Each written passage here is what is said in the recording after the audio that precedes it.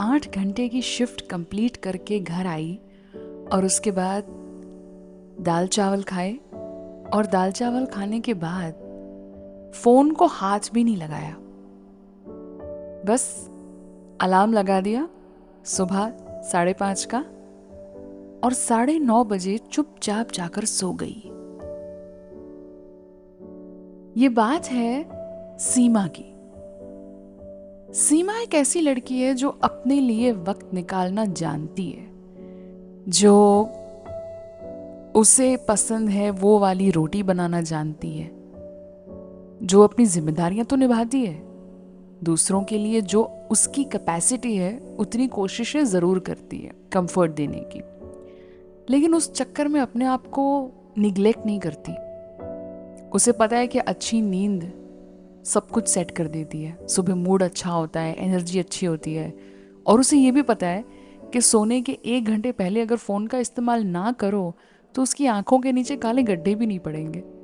तो अब उसने वो भी शुरू कर दिया है। सीमा जयपुर में रहती है, 32 साल की है, इंटीरियर डिज़ाइनर है, और उसकी 8-9 घंटे की तो मतलब जॉब होती है, इतना काम तो रहता ही है, और फोन्स और ईमेल्स तो वैसे ही चलते रहते हैं। पर उसने एक नियम ये बना लिया है कि घर पे आने के बाद फैमिली के साथ थोड़ी देर बैठेगी, नाश्ता जो है अपना डिनर कंप्लीट करेगी, खाएगी, और फिर फ़ोन को बंद कर देगी।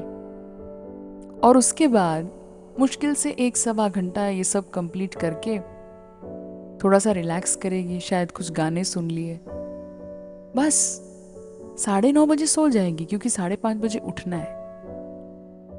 सूर्यास्त के साथ दिन को बाय बाय कह देना और सूर्योदय के पहले या उसके साथ उठ जाना, जीवन की 90% प्रॉब्लम्स सॉल्व हो जाती है। जो लोग ये नहीं कर पाते उनकी अपनी मजबूरियां हैं, लेकिन जो ये करते हैं वो जानते हैं कि it is a golden rule and it is a key for a very very smooth life.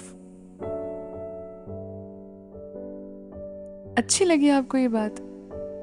अगर पसंद आई तो मैं बताऊं आपको कि इस पूरे मामले में सीमा क्या सही कर रही है। सीमा अपने आप को निग्लेक्ट नहीं कर रही। वो कोई जिम नहीं जाती, उसके पास टाइम नहीं है और इतना पैसा भी नहीं है।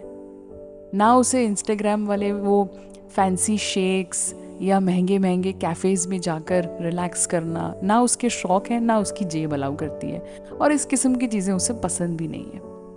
लेकिन सीमा एक चीज़ ज़रूर करती है, वो छोटी छोटी चीज़ों में अपनी खुशी ढूंढ लेती है। उसे अगर हलवा पसंद है तो वो हलवा बना के खा लेती है। अगर उसे इच्छा होती है तो वो कभी कभी वॉक के साथ साथ योगा भी कर लेती है। लेकिन योगा तो कभी कभी होता है, पर अपनी सुबह की वॉक जो है ना, 1-1.25 घंटा सिर्फ उसका अकेले का अपना, वो मिस नहीं करती। भले ही तबीयत ठीक ना लग रही हो, लेकिन बाहर की सुबह की जो हवा होती है, जो सूर्योदय की फील होती है, उसके लिए चली जाती है, क्योंकि वो समझ गई है कि उसका मूड अच्छा होगा ना तो सब कुछ अच्छा हो जाता है। जब आप फील गुड करते हो तो अपने आप आपके अंदर एक टॉलरेंस आ जाती है, बुरी चीजों को भी हैंडल करने की एक क्षमता आ जाती है। वो लोग जो डिस्कम्फर्ट को एक्सेप्ट कर लेते हैं, अपने आप को निग्लेक्ट नहीं करते, अपने लिए वक्त निकाल लेते हैं, अपनी पसंद की कुछ चीज़ों का ध्यान रख लेते हैं, ये बहुत अच्छे लाइफ पार्टनर्स बनते हैं। चलिए आज इसके बारे में बात करते हैं। क्या हाल है आपका? हाय, मैं हूं एकता और आप सुन रहे हैं एक टॉक सीजन 2। ये जो सीमा की बात मैं कर रही थी ना, ये मेरी बिल्डिंग में रहती है, और ऐसी कई सीमाएं हैं, ऐसे कई अर्जुन भी हैं, करण भी हैं, नकुल भी हैं, विभा भी हैं, ऐसे बहुत लोग हैं जो अपने लिए अपने छोटे मोटे कुछ आधा घंटा 1 घंटा ये कर लिया वो कर लिया ऐसा टाइम निकाल लेते हैं। और आपको पता है, ये जो लोग अपनी वेलबींग के लिए दिन में थोड़ा सा समय निकाल लेते हैं ना, यार मुझे ये लोग बेस्ट लाइफ पार्टनर लगते हैं।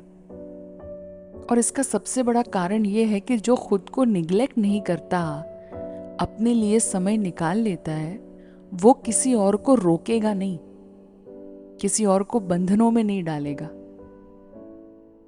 ऐसा नहीं है कि जो लोग फिट हैं वो बेस्ट लाइफ पार्टनर्स होते हैं, नहीं नहीं, स्वभाव तो हर इंसान का अलग होता है। लेकिन जो अपने आप को निग्लेक्ट ना करे, जो वर्कआउट के, जिम के जो पेन होते हैं, डिस्कम्फर्ट होते हैं, उससे ना भागे, जो अपनी नींद का त्याग करके सुबह 1 घंटा दौड़ने या चलने जाए, जो कभी कभार एक किताब अपने हाथ में ले ले और पढ़े कुछ, जिसे ये जिज्ञासा हो, जिसके अंदर एक भूख हो कि कुछ अच्छा पढ़ा जाए, कुछ सुना जाए, जो कभी कभार मूवी देखने का प्लान बनाए। ज़रूरी नहीं है कोई बड़े बड़े थिएटर्स में, कहीं जाकर एक पिक्चर देखने की जिसकी इच्छा हो, जो अपने लिए वक्त निकाले।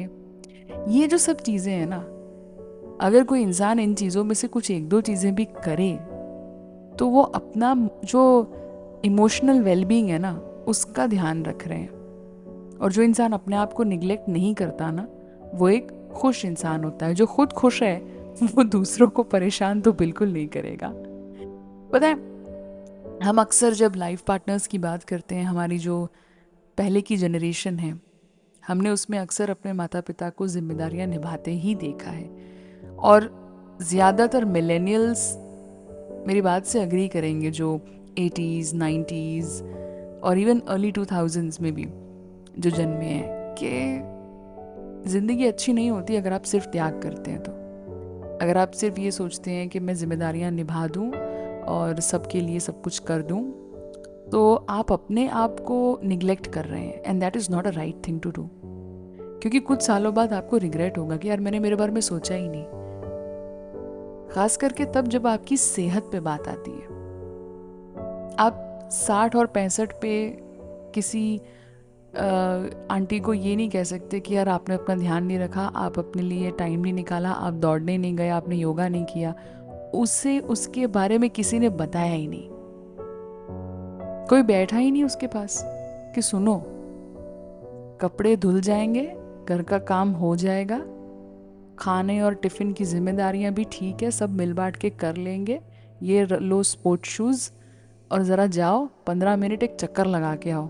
ज़रा देखो सुबह कितनी सुंदर होती घर के आसपास, कभी उस गली में जाओ तो सही, सोसाइटी के गार्डन को देखो तो सही, कैसे बच्चे आके झूला झूलते हैं। सुबह सुबह मम्मी पापा वो अपने बच्चों को बस स्टॉप पर छोड़ने जाते हैं। ज़रा सुबह तो देखो अपने घर के आसपास की, घर के अंदर से बाहर तो निकलो।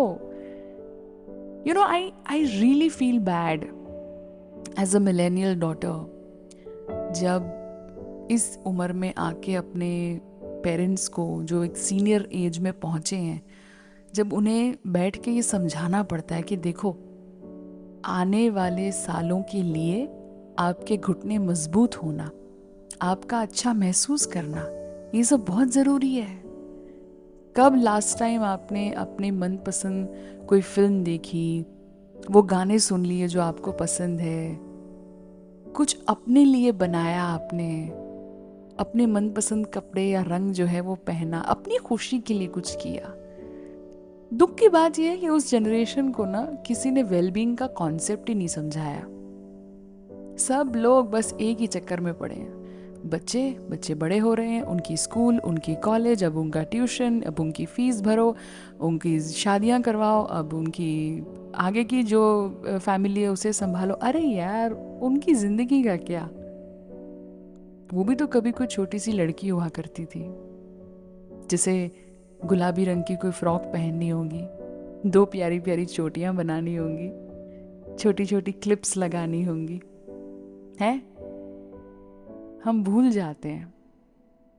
And the good part is that आज इंटरनेट के माध्यम से, सोशल मीडिया के माध्यम से, अच्छी बात यह है कि इन चीज़ों के बारे में बातें तो हो रही हैं, और हम आने वाली जनरेशन जो है जेन जी, उनसे कुछ अच्छी बातें सीख तो रहे हैं कि नहीं यार, अल्कोहल बुरी चीज़ है, खाना खुद बना के खाना चाहिए।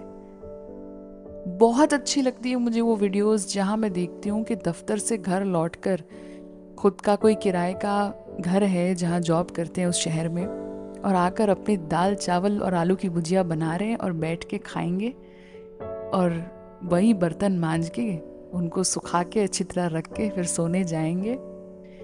रविवार के दिन अपना पूरा कमरा, अपना घर साफ सफाई करेंगे, चादर बदलेंगे बिस्तर की, सारी मेहनत करेंगे। मुझे ये नई पीढ़ी से ये सारी चीज़ें सीखने में बड़ा मज़ा आ रहा है और अच्छा लग रहा है कि इनको कोई फ़र्क नहीं पड़ता। ये सारी ड्यूटीज़ ये जेंडर बेसिस पे नहीं सोचते कि ये मर्द का काम है औरत का काम है, नहीं। वो बल्कि ये पूरी परिभाषा है उनकी, ऐसा सोच रखते हैं कि घर जिसका होता है ना उसको सब करना होता है। It has nothing to do with a man और अ वुमन। कितनी प्यारी चीज़ है। और अपना ख्याल रखना, अपनी कपड़ों का ख्याल रखना, अपनी अलमारी को साफ रखना, उसी तरह अपने शरीर के लिए कुछ करना। मुझे कहीं ना कहीं ऐसा लगता है जो लोग अपनी वेलबींग की रिस्पॉन्सिबिलिटी खुद लेते हैं ना, वो कहीं ना कहीं अच्छे लाइफ पार्टनर्स होते हैं। क्योंकि जो इंसान अपने मूड और अपनी वेलबींग की जिम्मेदारी ले रहा है, अपनी इमोशनल हेल्थ की, उसे उतनी क्लैरिटी तो होगी कि उसकी कोई भी कही हुई बात या रिएक्शन या रिस्पॉन्स का सामने वाले पर क्या असर पड़ता है। क्योंकि देखिए, जो खुद के इमोशंस को लेकर इतना क्लियर हो, उसी को पता होगा ना कि कहाँ बाउंड्री बनानी है, क्या संभालना है। और ये इसका फीमेल्स या मेल्स की कोई बात ही नहीं है, ये तो बेसिक बात है, इमोशनल हेल्थ की बात है। ऐसे लड़के भी मैं देखती हूँ कितनी रील्स, इतने इतने मतलब फर्माबरदार, जो जिम भी जाते हैं, वर्कआउट भी करते हैं, जो नियम अनुसार मंदिर भी जा रहे हैं। अपने जीवन में उन्होंने हर एक चीज़ बड़े सलीके से कि शक्ल भी अच्छी हो, अकल पे भी काम करेंगे, पढ़ेंगे, सीखेंगे, नौकरी भी करेंगे, अपनी जगह बनाएंगे। मुझे ये माप और ख्याल रखने वाले जो नई पीढ़ी है ना, उन पे नाज भी होता है और उनसे सीखने को भी मिलता है। और मैं एक मिलेनियल हूँ जो बीच में है इन दो चीज़ों के। मुझसे पहले की जो जनरेशन है वो जिम्मेदारियों से इतनी ज़्यादा दबी हुई थी कि उसे पता ही नहीं था कि भाई आप जो लड़ाइयाँ कर रहे हो उसके पीछे का कारण कम्युनिकेशन है। और वो कम्युनिकेशन का गैप इसीलिए है क्योंकि अपने साथ आपने वक्त ही नहीं बिताया, अपने खुद की खुशी के लिए कुछ किया ही नहीं, तो अपनी खुशी की जिम्मेदारी किसी और पे सौंप दी कि भाई कोई और मुझे वक्त दे, कोई और मेरे पास बैठे, कोई और मुझे खुश करे। तुमने तुम्हारी खुशी के लिए क्या किया पूरे दिन में? कुछ अच्छा सा अपने लिए खाना बनाया, तुम्हें पसंद है वो गाने सुन लिए, अपने साथ जरा बैठे। अरे मैं कहती हूँ खर्चा करने की कोई ज़रूरत नहीं है, ज़रूरी नहीं है। एक तो ये खर्चे और खुशी, इसका कोई कनेक्शन नहीं है। बड़े बड़े 5 स्टार में जाके भी लोग झगड़ा करते हैं और रोते हैं, और हंसने वाले दोस्त कहीं चाय वड़ा पाव में खुश हो जाते हैं। It has nothing to do with money. रिश्ते जो हैं, प्यार जो है, उसका पैसे से सच में कोई ताल्लुक है ही नहीं, और लड़ाई सारी उस बात की है। ये सवाल मैं करती हूँ कितनी बार अपने बड़ों से कि पूरे दिन में आपने अपने लिए क्या किया, कुछ ऐसा किया जिसमें आपको मज़ा आया, आपको अच्छा लगा। और फिर मुझे उन पर दया भी आती है कि इसमें इनकी गलती भी नहीं है। इनको 60-65 तक की उम्र में किसी ने ये बताया ही नहीं। वो बेचारे उस त्याग में, जिम्मेदारियों में, उन नियमों में दब के रह गए। But I am a millennial और मैं नई पीढ़ी से सीख रही हूँ कि अपनी जिम्मेदारियां तो निभानी है। जो भी आपका रोल है, आप एक बेटे हैं या बेटी हैं, 100% अपनी जिम्मेदारियां बिल्कुल निभानी है, पर अपने आप को निग्लेक्ट नहीं करना है, अपने आप को गवा नहीं देना है, अपना ख्याल रखना है। आईने में देखो अपने आप को, बाल संवारो, जरा मुंह धो, जरा क्रीम लगाओ, तैयार हो, अच्छे कपड़े पहनो। अरे खुद इस्त्री करके अपने कपड़े पहनने का, तैयार होने का जो जो एक खुशी है, घड़ी पहनो, जरा संवारो अपने आप को। पता है इतनी खुशी मिलती है ना जब इंसान अपना ख्याल रखता है ना, छोटा मोटा। एक बाल संवारना, आप देखना एक ऑब्जर्वेशन है, वो औरतें जिनके बाल बिखरे हुए से रहते हैं, वो बेचारी बहुत स्ट्रेस में है। जिसने पूरे बंद कर दिए, जुड़ा बना दिया है, वो जिम्मेदारियों से दबी हुई है। और वो जिसके बाल बहुत प्यार से संवारे गए हैं, जो जो अपने लिए वक्त निकाल लेती है। एंड इट्स ओके, दो चीजें नहीं होंगी, दो काम नहीं होंगे, पर वो अपना ख्याल रख लेती है, वो सेहतमंद रहती है। तुम्हें पता है, आप देखना, people who take care of themselves they are healthy. ना वो किसी भारी दुख या गम को ज्यादा जगह देते हैं, ना वो किसी चीज को लेकर ज्यादा मायूस होते हैं, और उनका बॉडी लैंग्वेज भी बहुत अच्छा होता है। सच में अपना ख्याल रखो। इमोशनल हेल्थ ना प्लेट पे क्या है उससे, दिन में क्या किया उससे, इन सब चीज़ों से कनेक्टेड है। गम आते हैं, तकलीफें आती है, बाहर निकलो, घर के बाहर दुनिया को देखो, दो नए लोगों से मिलो, बात करो, अपनी बिल्डिंग में लोगों से बात करो, तैयार हो, अपने आप को संवारो, अपने काम खुद करो। क्या मज़ा आती है यार। अपनी ज़िंदगी की बाकी सारी जिम्मेदारियां उठानी है तो अपने दिल की भी उठाओ। अपनी खुशी आउटसोर्स क्यों करते हो कि मैं किसी को ओटीपी दूंगी, बाद में वो ओटीपी मैच होगा तो जाके हम खुश होंगे? अरे क्यों भाई, तुम्हारा दिल है, तुम्हारा शरीर है, तुम्हारी खुशी है। एक पॉइंट पर तो मेरा दिमाग ऐसा भी हो गया कि मैं लोगों की हेल्थ जो है ना, इमोशनल हेल्थ और फिजिकल हेल्थ, उस बेसिस पे लोगों को जज करने लग गई कि इसकी ज़िंदगी एक्चुअली कैसी है। क्योंकि जो अपना ख्याल रख रहा है ना, उसकी ज़िंदगी में चाहे कितनी भी प्रॉब्लम्स हो, उसमें हैंडल करने की क्षमता है। क्योंकि जिसने अपने लिए वक्त निकाल लिया कि भाई हम तो कुछ भी हो, चाहे कैसी भी सिचुएशन हो, नवाब भी स्टाइल में ही रहेंगे, वो चीज़ अपने अंदर, वो कॉन्फिडेंस, अपना ख्याल रखना, अपने आप को पहले रखना, इट्स वेरी गुड यार, बहुत प्यारी चीज़ है। हर इंसान को ये सीखनी चाहिए। सो जिम्मेदारियां निभाओ, अपने आप को निग्लेक्ट किए बिना, संवारो अपने आप को। क्या पता यार, तुम अपने आप को संवारना शुरू करो, तुम्हारा वक्त वो ऊपर वाला संवार देगा। कई बार ऐसा होता है ना कि आप इतने दब जाते हो, आप इतने खो जाते हो, आपको ऐसा होता है कि मैं ये कर लूँ, मैं ये कर लूँ। आप जाके किसी अस्पताल में किसी भी पेशेंट को ये पूछिए कि वो क्या चाहते हैं, आप उनको ऑफ़र कीजिए। मैं कह रही हूँ, एक एक्सपेरिमेंट कर लीजिए। आप किसी भी हॉस्पिटल में जाकर किसी बेड पर जो पेशेंट हो उनको पूछिए, मैं आपको 5 बंगले दे दूँ, मैं आपको 10 गाड़ियाँ दे दूँ, और वो आपसे एक ही चीज़ कहेंगे, मुझे ठीक कर दो, मैं अपने पैरों पर खड़ा हो जाऊँ। जब सेहत पे बात आती है ना, जब शरीर पे बात आती है, तब इंसान को ये रियलाइज़ होता है कि ज़िंदगी में एक्चुअली क्या इम्पोर्टेंट है। मेरी एक बहुत बहुत अच्छी सी बॉस, जिन्होंने मुझे बहुत कुछ सिखाया रेडियो के दिनों में, काफ़ी पुरानी ये बात है, कुछ साल पहले की। उनकी ना एक सर्जरी हुई थी और वो हॉस्पिटल में काफ़ी दिन थी। और जब वो रिटर्न अपने घर आई, हमने काफ़ी दिन ऑफिस नहीं आते थे वो, तो हमने थोड़े दिन बाद जब उनको हम मिले, बात हुई, उनकी तबीयत पूछी एंड एवरीथिंग, वो ठीक होने के बाद की, काफ़ी टाइम बाद की ये बात है। तो उन्होंने एक बहुत कमाल की चीज़ कही कि एक तो पता है, ना हम किताबों में ये पढ़ाते हैं, ना ऐसी बातें होती है। रेस्ट एथिक एक ऐसी चीज़ है जिसके बारे में कोई बात ही नहीं करता, कि आराम करना कितना ज़रूरी होता है, खुद के लिए वक्त निकालना कितना ज़रूरी है। और उन्होंने बहुत कमाल का मुझे सिखाया कि एक तो अस्पताल ही इंसान को सच में ये बताता है, एक ट्रिप अस्पताल की, परिवार में जब कोई एक इंसान भी अस्पताल जाता है ना, तो पूरे परिवार को झटका लग जाता है, और वो ये समझ जाते हैं कि ज़िंदगी में एक्चुअली क्या ज़रूरी है। सेहत, आपका फिट रहना, क्योंकि आप शारीरिक रूप से अगर फिट हैं तो आप मेंटली फिट हैं, और अगर आप मेंटली और फिजिकली फिट हैं तो दुनिया की कोई भी तकलीफ है आप उसे हैंडल करने की क्षमता रखते हैं। मैं एक आर्मी ऑफिसर की पोती हूँ, तो मैंने मेरे पापा से, मेरे बड़े बुजुर्गों से हमेशा एक चीज़ देखी है, पता है, और सीखी है। वो कभी भी बैठते थे ना तो कर्व नहीं होता थी उनकी पीठ, पीठ हमेशा सीधी होती थी, सीना एकदम स्ट्रेट ऐसे करके। और मैं कभी कभी फोन यूज़ कर रहे हैं, झुक जाते हैं ऐसे, तो हमेशा सीधे बैठो, सीधे बैठो, हमेशा ऐसे बोलते। और मैं ऐसा सोचती थी ये क्या है, क्यों है।